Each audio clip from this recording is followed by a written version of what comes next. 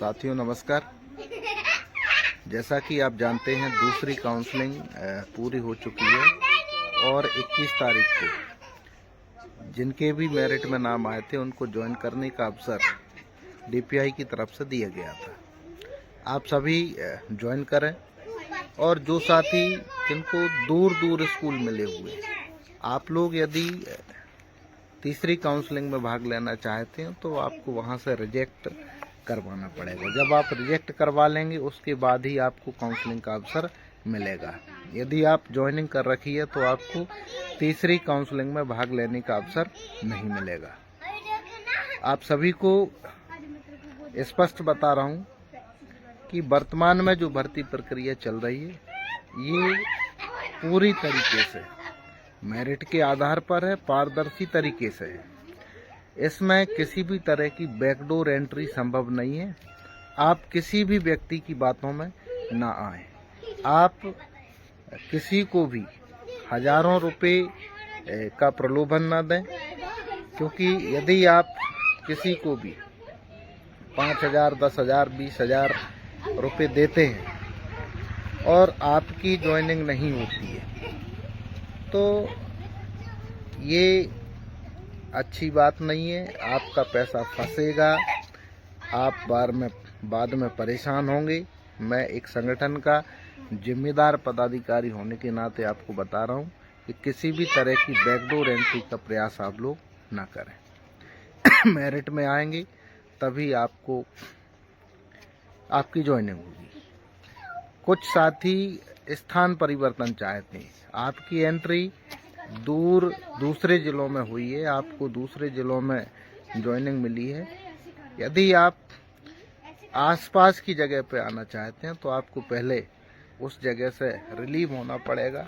Relieve होने के बाद ही आपको दूसरी जगह ज्वाइनिंग का अवसर मिलेगा।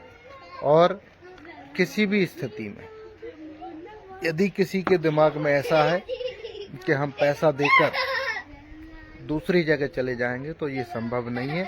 इसके लिए आप लोग कतई प्रयास न करें। या तो आप 4-6 महीने जितने महीने बचे हैं उतने महीने वहां रहकर नौकरी करें या फिर रिलीव होकर तीसरी काउंसलिंग में भाग लें। बहुत से साथी जानना चाहते हैं कि तीसरी काउंसलिंग कब होगी। आज 21 तारीख है। 21 तारीख को लगभग दूसरी काउंसलिंग की प्रक्रिया समाप्त हो जाएगी। एक आध दिन पद अपडेशन के लिए मिलेगा और मैं समझता हूं कि 22 और 23 तारीख में आपको तीसरी काउंसलिंग की जो प्रक्रिया है वो शुरू होगी। उसके लिए आप लोग तैयार रहें। जिनकी ई-केवाईसी नहीं हुई थी आप लोग भी प्रयास करें कि आपकी ई-केवाईसी करवा लें। एक और बहुत से साथियों ने स्कोर कार्ड अपडेट करवाने के लिए, कुछ लोगों ने योग्यता जुड़वाने के लिए, डिग्री जुड़वाने के लिए, अनुभव के अंक और पात्रता की जानकारी जुड़वाने के लिए आवेदन दिए हैं। डीपीआई में भी 2-2, 3-3 बार आप लोग आवेदन दे चुके हैं। संगठन के माध्यम से भी आप लोगों ने आवेदन दिए हैं जिनको हम डीपीआई में भेज चुके हैं। लेकिन योग्यता अपडेशन का जो पोर्टल है उसको डीपीआई ने बंद कर रखा है। उनको ऐसी आशंका है कि यदि अभी पोर्टल खोलेंगे तो फर्जीवाड़ा होगा, इसलिए उसमें देरी लग सकती है। हालांकि प्रयास कर रहे हैं आप सभी के स्कोर कार्ड अपडेट हो और आपको तीसरी काउंसलिंग में अपडेशन के बाद आपको अवसर मिल सके। आप सभी साथी अतिथि शिक्षक भर्ती प्रक्रिया में किसी भी तरह की बैकडोर एंट्री संभव नहीं है। उसके लिए कोई प्रयास न करें, न किसी को बैकडोर एंट्री के लिए पैसा दें, क्योंकि भर्ती पूरी तरीके से पारदर्शी है, मेरिट के आधार पर है। यदि आप ऐसा करते हैं तो ये आपका व्यक्तिगत जिम्मेदारी है। और वैसे तो किसी को पैसा ना दें, और पैसा देते हैं आपका पैसा फंसता है तो वो आपकी जिम्मेदारी है। उसके लिए आप किसी भी संगठन को दोष ना दें। हम सभी आपकी समस्याओं का समाधान करवाने के लिए माननीय मंत्री जी से हमने समय मांगा है। जैसे ही बैठक के लिए समय मिलता है आपको अवगत कराएंगे और बैठक के बाद अतिथि शिक्षकों के हित में जो भी हो सकता है हम सब प्रयास कर रहे हैं। अनुभवी साथी बाहर हो रहे हैं, बेरोजगार हो रहे हैं। आप लोगों की तकलीफ हमको पता है। आप लोग परेशान ना हो, चिंतित ना हो। हम सभी के हित में जहाँ भी अतिथि शिक्षकों का भला हो सकता है उसके लिए प्रयास कर रहे हैं। आगामी शिक्षक भर्ती में आरक्षण बोनस अंक के लिए भी दिया है हमने।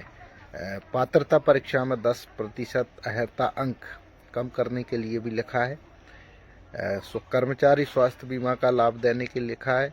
महिला प्रसूति अवकाश 6 महीने का उसके लिए भी लिखा है, क्योंकि बहुत सारी बहनों के फ़ोन आते हैं और काफ़ी कॉम्प्लिकेटेड केस रहते हैं ऐसे जिनमें उनको 6 महीने का अवकाश मिलना चाहिए।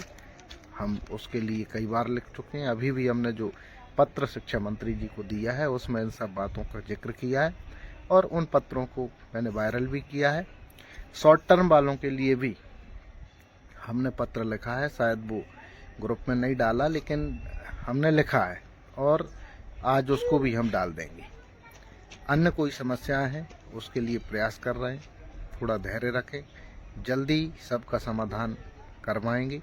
धन्यवाद।